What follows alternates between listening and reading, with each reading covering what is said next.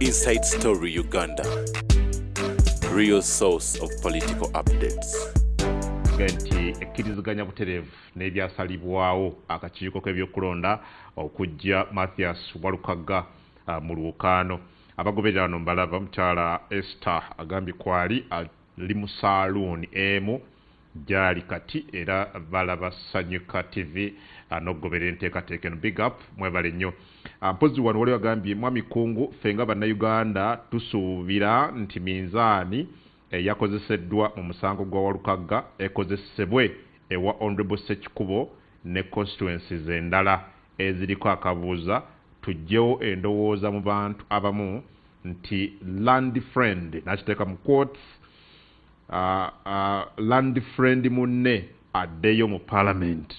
Kitegedde ekyo ye Oscar Ekalungu. Yes, what do you make of kyayoge? Ndowooza era kikwata ku wambuza nagambye ko kirimu ebyobufuzi olwo ekibuzo kyombuza nti lukwe against nti bw'olaba ate ebya Ssekikubo engeri bikwatiddwa mu ne Rashande mbadde mbigoberera nsinziira ku ebiri mu mawulire. Oyinza okugamba ogyesibadde cases tezifaanagana nnyo naye ekimu ku ngeri akakiiko gye kakwatamu yagamba Ssekikubo ekitawangirizibwa nti abawagizi abantu babiri bagamba nti si baayo tebateekako na mikono nekiri ekyebyokusoma nabwe kyalimu.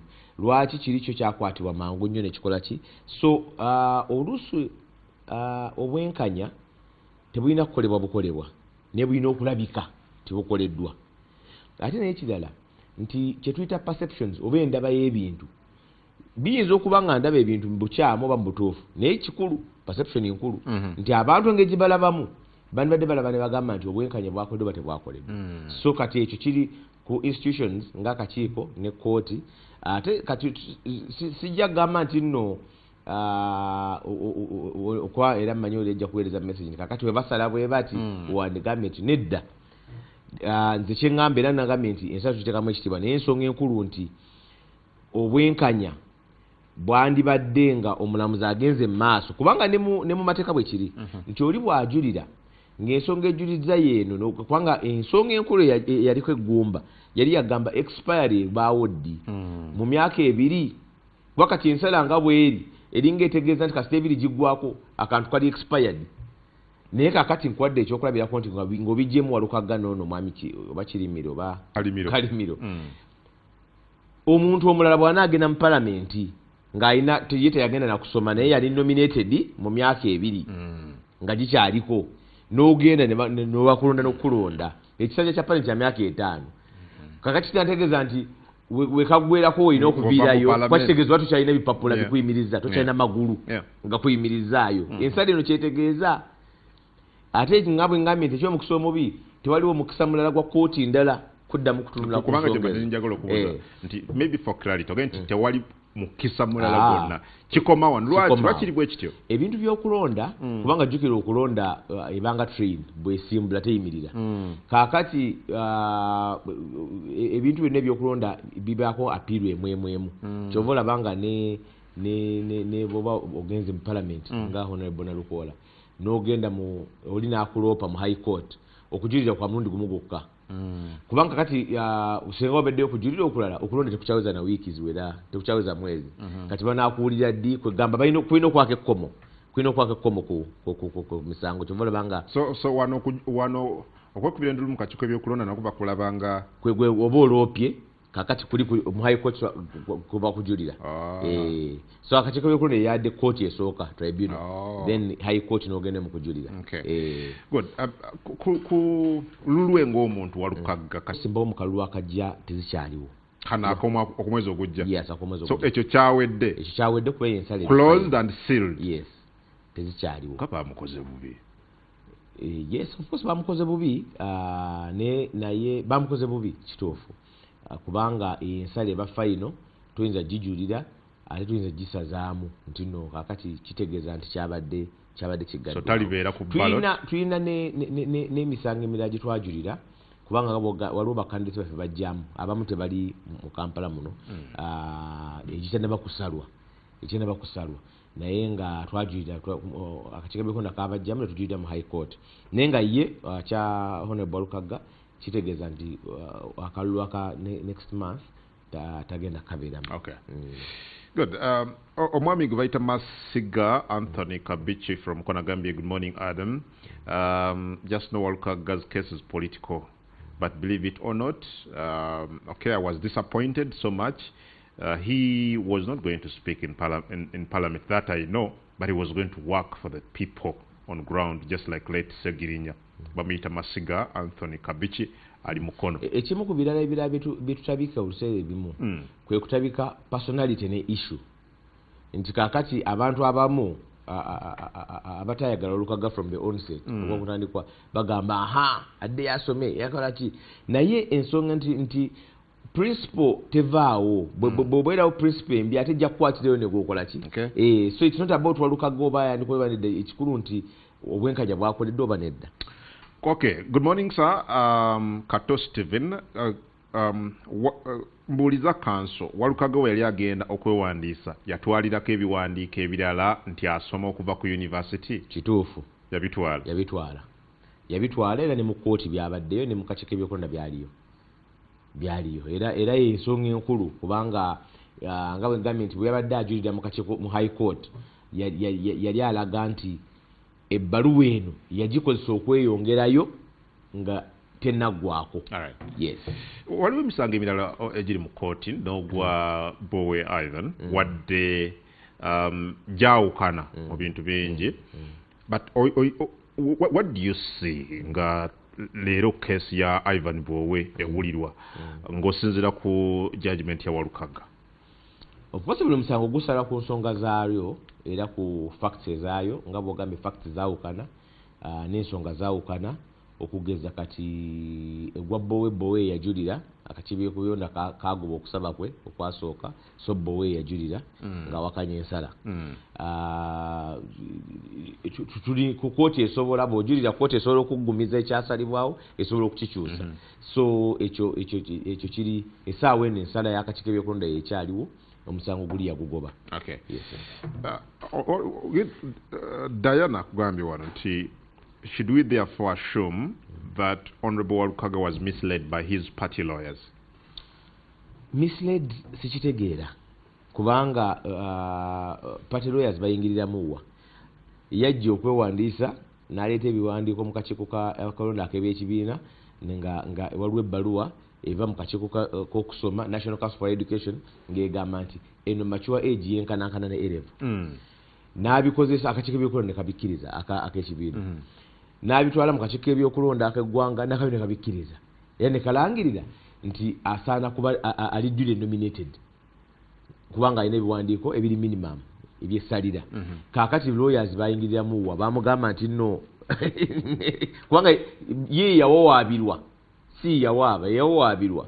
Kaakati ba lawyers bandimugambye nti bakuwawaabidde kkiriza omusango naye n'ensonga endala ensonga eri bigger than that Adam abantu balina okulowoozako nti nze bwe naagenda mu parliament eddako ebimu ebintu ebitaaga okusooka okukyuka etteeka eryo Electoral Commission Act waliwo ebintu bingi bye tulabye kakati olwaleero okulonda kwengiddemu obuyaaye bungi era ndooza akakiiko k'ebyokkulonda kuno kafunye petitions zekatafunangako obungi mu bungi kubanga etteeka libaddewo for long naye abantu badde okuwaaba kubadde nga kutono.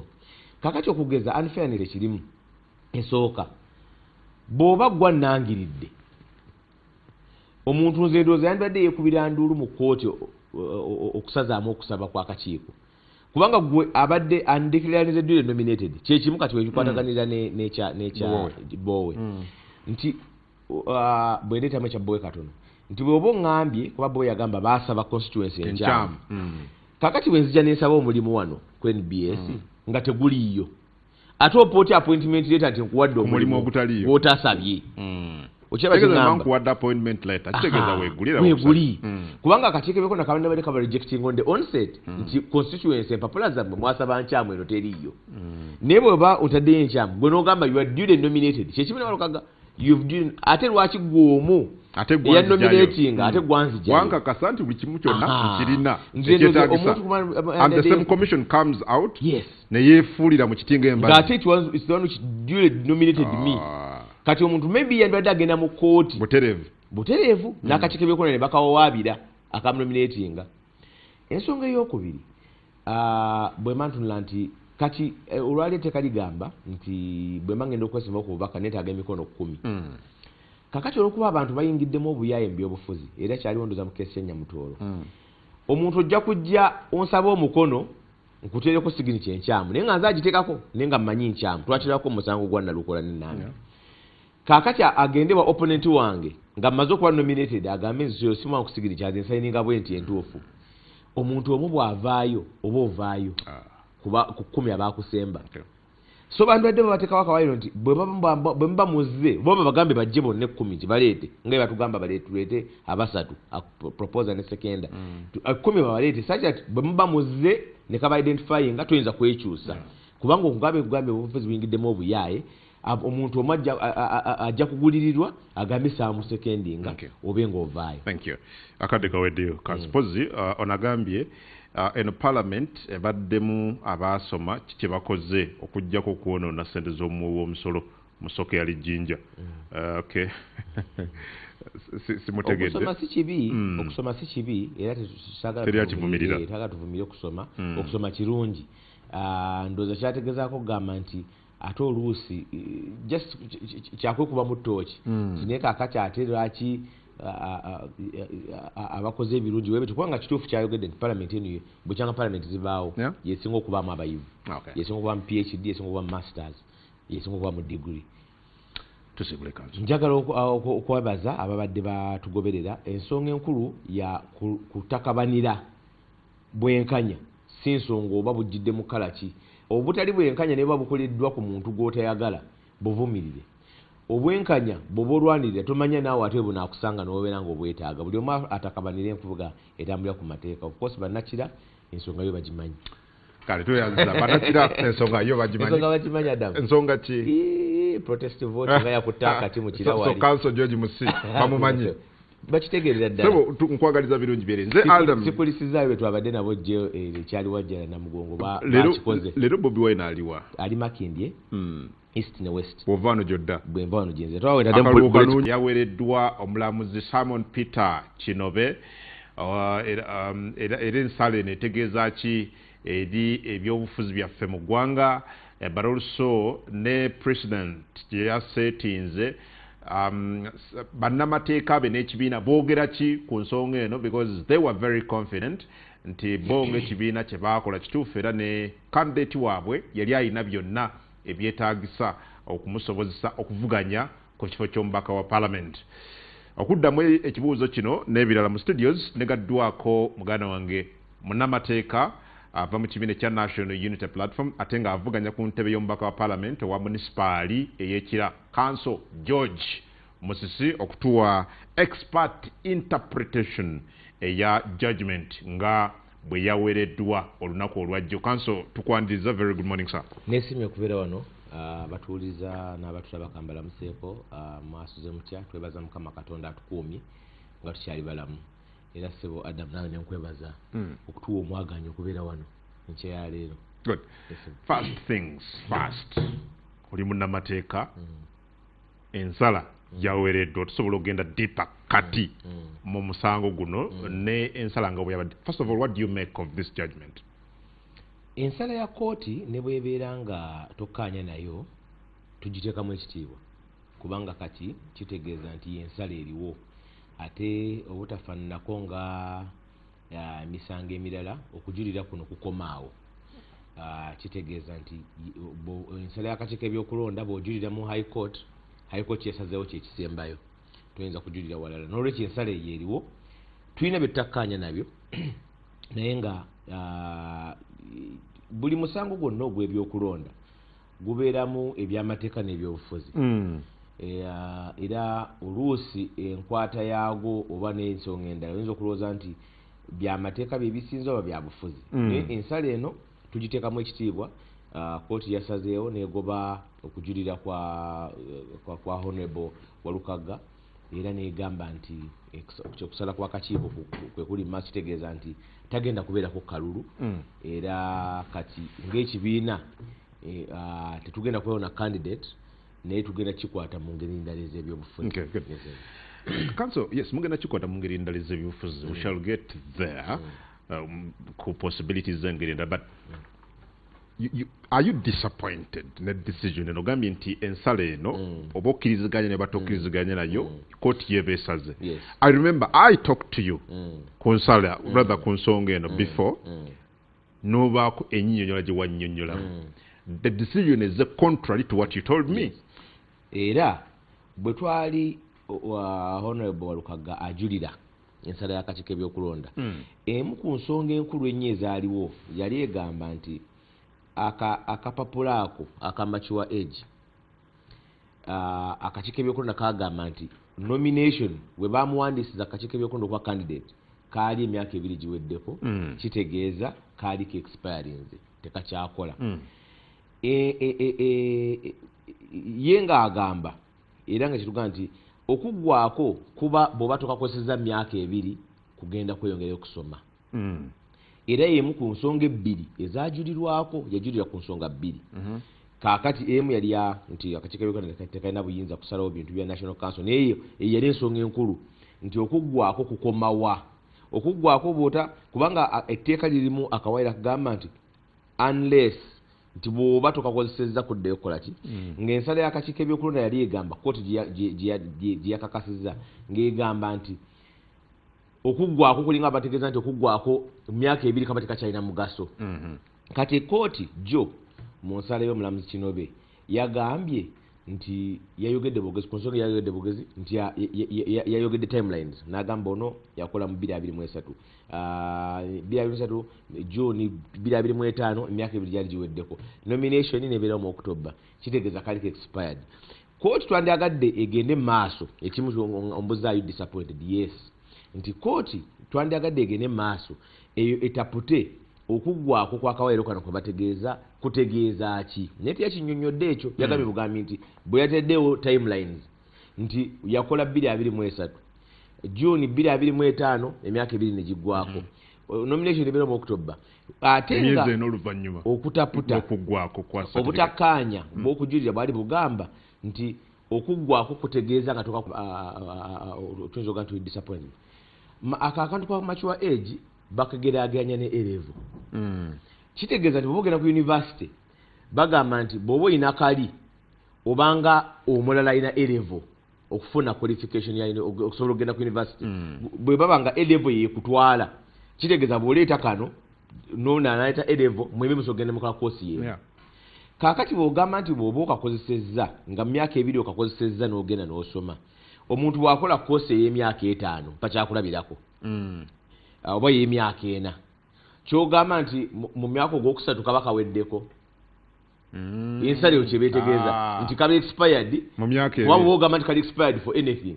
Kitegeeza ne A-level yange bwe mba nakola A-level bwe mba nkyali ku university ate ekyandeeta kiba kiweddeko. Kubanga era in fact kati nkufuna bulungi Kaazo kuba Walukaga course gyakola si ya myaka 3 ya myaka 3 era akyali ku university era asigaze omwaka gumu. Kati gw'omuga nti kano kaggwako mu myaka 2. Kati ekyo twandagadde kooti ekiddemu. Ekyokubiri, senga yali nominated mpakyakulabirako kirala nga kakyaliko mu myaka 2 n'ogenda mu parliament ekyanja eky'emyaka 5, kakati myaka 2 ekyandeeta mu university ekyandeeta mu parliament kiba tekiweddeeko bw'oba ogamba nti expiringa kubanga senga yali nominated mu March this year nga kakyali myaka 2, kakati n'awangula. Kakati ate kitegeeza nti bwe ka expiringira ng'ovaayo oba okitegeera kyeŋŋamba nti bw'oba ogamba nti no, so twandyagadde ensala egende maaso ennyonnyole nti kubanga ensala ya high court ebeera president nga bw'ogambye eba ekozesebwa ewalala. High court is a court of record, esobola okukozesebwa ewalala. Ate ekibi nti kakati eno court kwe kujulira okusembayo. So nze ndowooza nti wadde nga ensala tugiteekamu ekitiibwa kwa nsala ya court ne bwe kiba nga tekiri ku Walukaga kubanga bino bijja kubeerawo ewalala, etteeka beera terikyusiddwa, bijja kubeerawo mu balala.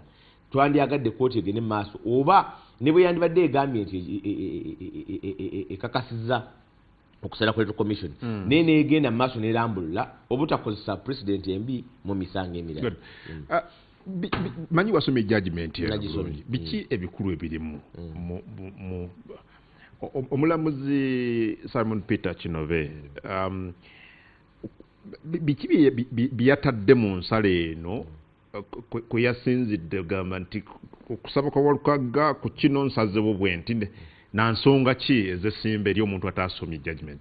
nga bwe nkugambye nti ensonga bbiri okujulira kwaliko kwa nsonga bbiri emu eyo gye tusoose okugerako gye yayogeddeko nnyo mu bungi mu bulambulukufu ennyo y'ensonga ya bali bagamba nti akakiiko k'ebyokulonda tekayina buyinza kutandika kugeraageranya ebiwandiiko nti ogwo buvunaanyizibwa bwa National Council for Higher Education era nga tugamba nti nga akakiiko k'ebyokulonda ko tekayina buyinza kugamba nti n'ekiwandiiko kikyamu oba kifu yali mu ku nsonga ez'okujulira eyo yagyogeddeko mu bulambulukufu n'agamba nti ebikwata ku byokulonda byonna akakiiko k'ebyokulonda ke kalina obuvunaanyizibwa okumaliriza ensonga z'ebyokulonda n'ebiba nga bikwata ku buyigirize tekasobola okwebuuza ku bali n'ebintu byonna ebikwata ku nomination n'ebyokulonda akakiiko k'ebyokulonda kalina obuvunaanyizibwa obusembayo naye kyekyo n'akyogerako n'akisala bw'atyo. Ekyokubiri kyekiri ekya mature age entry eggwako ng'ogikozesezza oba eggwako emyaka ebiri wegiggwako eri expired nti senga oli agikozesa okusoma mu myaka ebiri nga Walukagga kubanga bannamateeka ensonga y'okujulira enkulu yali egamba nti bw'oba okakozesezza akapapula ako ng'emyaka ebiri teginaggwako n'ofuna course kitegeeza nti expire eba tekyakola ebya nomination eba tebikyakola so kakati ekyo yakisaze busazi yeeto ne timelines teyagenze maaso kunnyonnyola n'agamba nti so eyo kubanga yali ensonga emu ku bbiri enkulu ezaali zireeteddeyo okujulira kuno so y'ensonga lwaki tulowooza nti nno wadde ensala ya kkooti tekwamu ekitiibwa naye ate mu luzungu bandagambye yafolinze short yatukoze bubi obutagenda mu maaso kulambulula ku nsonga ya mature age kubanga nga bwe ngambye nti bijja kubeerawo ewalala kubanga bijja kubeera mu misango emirala oba oliawo abantu abalala n'abafaanana ate babadde bafrontinga argument council ebbanga lyonna nti certificate ne ya mature age kiringa kisumuluzo kuyambako kuyingira university bwe bikomaawo si qualification. In fact nalebye nejja abaga nti bweba eyitibwa qualification lwaki ateeberako expiry date lwaki yali badde expiry lwaki yali badde eggwako gabuuza nti qualifications endala zonna ze tulina ziggwako teziggwako naye naabo n'ekyo kigambo ky'okozesa kisumuluzo okugenda mu university bagamba nti olina okuba nga oyise mu A-level oba okozesa ekisumuluzo ekyo kaakati kitegeeza bwe tutuuka nga tuyingidde university ayise mu kisumuluzo n'ayise mu A-level fena tutula ne twa course y'emu ekyenjawulo kyokka ekiri mu certificate eyo kubanga certificate eyo nayo ogisomerera omwaka mulamba ng'osoma ogifuna so bw'ogisomera ne Walukagga baga yatuula n'ayita 54%. So it's a qualification kubanga otuula ne bagamba nti ono qualification zaafunye bulinga oba oli owa A-level kya equating ekya okugeraageranya kana akakiiko k'ebyokulonda kagamba nti akoze kali ka course ka mature age n'atudde A-level kumpi kati benkanankana kati basobola okugenda bakola course y'emu era okuggwako okwo kuli era kyekimu ku byabadde bituwakanibwa muno nti kuli ku bw'otagikozesa kweyongerayo so yo ekyenjawulo kirina ku A-level nti olina ogikozesa okweyongera lubanga lutindo ngera bw'ogamba ekisumuluzo olukutwala eri waggulu era kino yakikola so ensonga yali egamba okuggwako bw'obanga ogikozesa n'ogenda mu maaso okusoma does it expire waba bogikozesa n'ogenda mu maaso okyasoma naye ate yo yaggwako kubanga nkugambye mu myaka ebiri interpretation esinga okuba embi yeyo gamba nti kati ng'ensala bw'egamba nti weba eggwako for everything kasita emyaka ebiri giggwako eba tekyakola oba ogenza okusoma oba tokyakola kitegeeza ki senga mba nali ngenze mu parliament nga ngikozesezza mu myaka ebiri nga tene expiringa naye ate nga sigenze kusoma for instance naye ngikozesezza mu myaka ebiri nenfuna nomination nengenda mu parliament kati bwentuuka mu parliament neggwako kitegeeza mba sikyalina buyigirize bumbeeza mu parliament olaba sinaliyo eyo kyebola ngambye nti kooti yandigenze maaso n'ennyonnyola ku mature age eno nti okuggwako kukoma ddi kuba yewe mulamuzi yakomye ku timelines zokka wakulwa 2023 emyaka ebiri kati yaggwako teyagenze maaso kunnyonnyola nsonga ezaziteereddwawo mu kujulira nti okuggwako kuli bw'oba togenze maaso na kusoma. Okay. Yes, sir. Okay. Then how about ebya National Council for Higher Education? Koti yabikonyeko kubanga Walukagga bwe yali asonsulwa ebintu ebyo bibiri bibyasinzirwako. Number 1, certificate eya mature age ne aptitude test, but also ne baluwa eva mu National Council for Higher Education. Gundi with being equivalent yes. to level. Yes. What the court sekwecho? Walukagga yali agamba nti akakiiko ebyokulonda kalina buyinza kuwakanya ebyo National Council byekoze eki nti ebikwata ku buyigirize National Council bwe beegamye nti nno buno buyigirize butuufu then akakiiko ebyokulonda kandi bali tekakoze eki tekagenda mu maaso na akakiiko ebyokulonda court yagambye nti ebikwata ku kulonda byonna akakiiko byonna kalina obuyinza obukawe bamuteeka Electoral Commission Act tikalina obuyinza oba byekuusa ku National Council oba nedda tikalina obuyinza obikola ki obitunulamu kubanga nti obuyinza obukaweebwa okutunulamu all pre-election matters ebintu byonna ebikwatawo ng'okulonda tekunnabeerawo so n'akakondamu stamp tikalina obuyinza okutunula mu biwandiiko ne karejecting ebimu oba ne kakkiriza ebirala. Okay, good. Manyi, well, as a party, what next for you? Kubanga mwasunsula mwami Walukagga n'abantu abalala okwali ne mukwano gwange Bagoola n'abalala bali begwanyiza bendera mu Busiro East. Now that decision enekoleddwa, what next for you? Well, nga bwe mugambye nti eddinisa ly'okuleeta candidate liggaddwa kubanga twakyaliwo mukisa ku nominate nga party candidate mulala. Kyekitegeeza ekyo nti tekugenda kubeerako candidate waffe ayina kabonero kaffe ku ballot paper.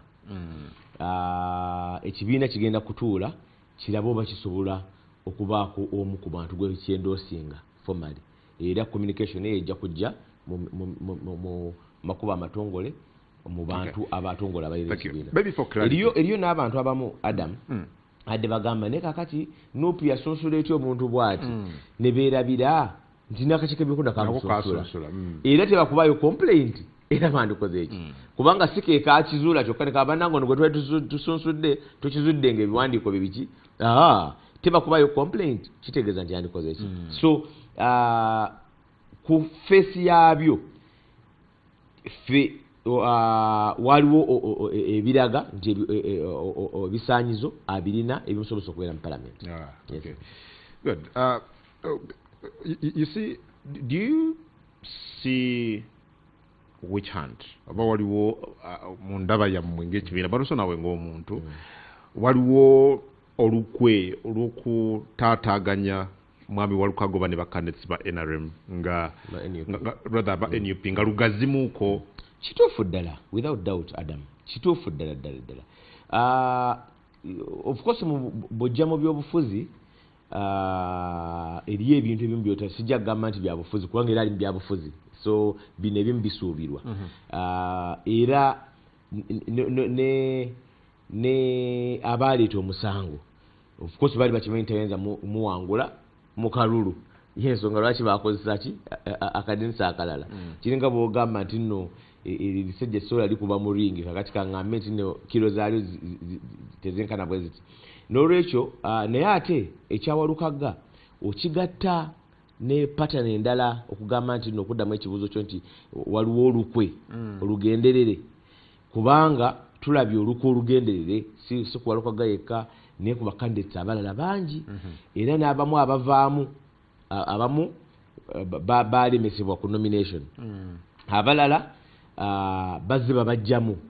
Waliwo ne incident emu yabaddewo candidates baffe babiri Sembabule Sembabule ono Berwampara Rwampara omulala wa district yerabidde ne bakyala bonna bakwatibwa ebizibwera bwe bakwata abawagizi baffe 89 bakwatibwa ne bateekebwa mu kkomera badde mu kkomera.